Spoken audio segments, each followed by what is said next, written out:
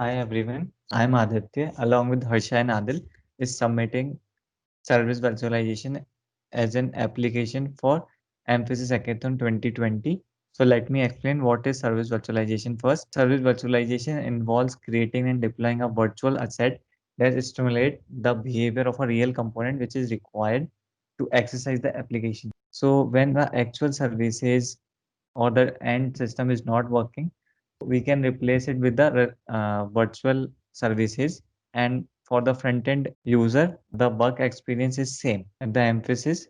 So in deposit, as this is a banking domain project, so we are storing and fetching the data at various destination servers like MDM and TPLS using microservices.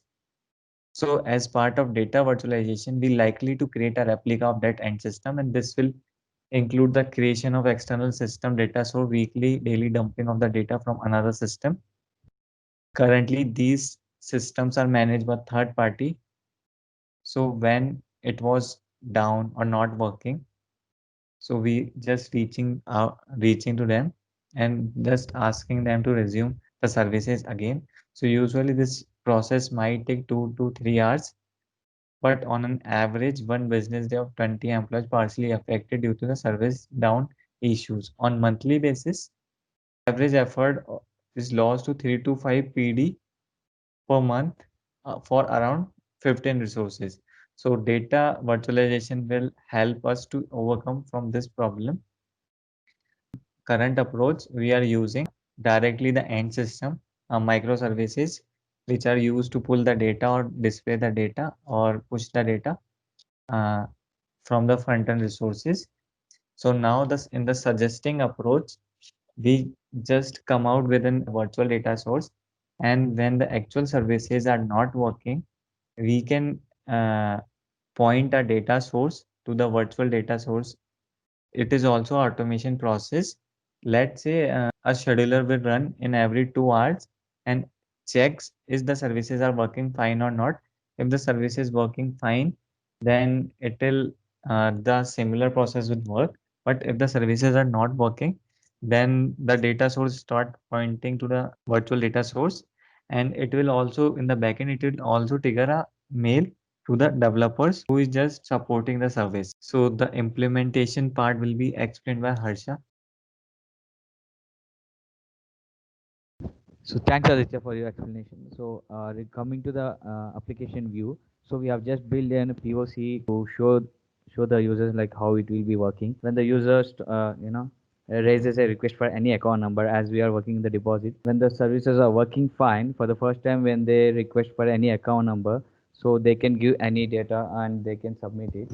And when that happens, so we will be dumping all the data to our virtual database in the nightly batch every day in the night, which will not affect the actual flow of the applications.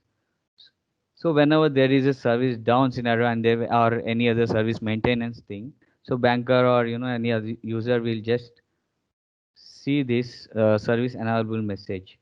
So at that time, so our proposal is make the user use the virtual data and complete the request successfully without any dependent on the third party.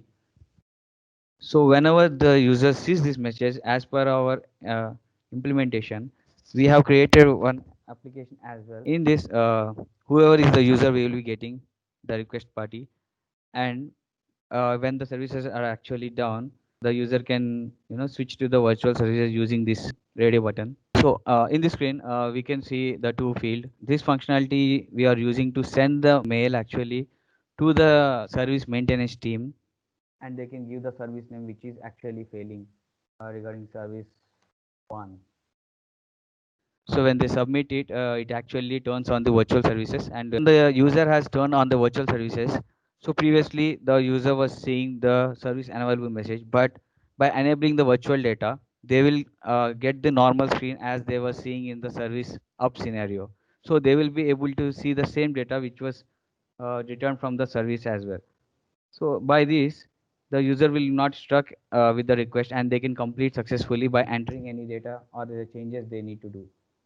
By that, they will be able to submit this request as well. So the main advantages of this data virtualization are it will reduce the unproductive hours which are actually affecting the teamwork and the sprint velocity as well.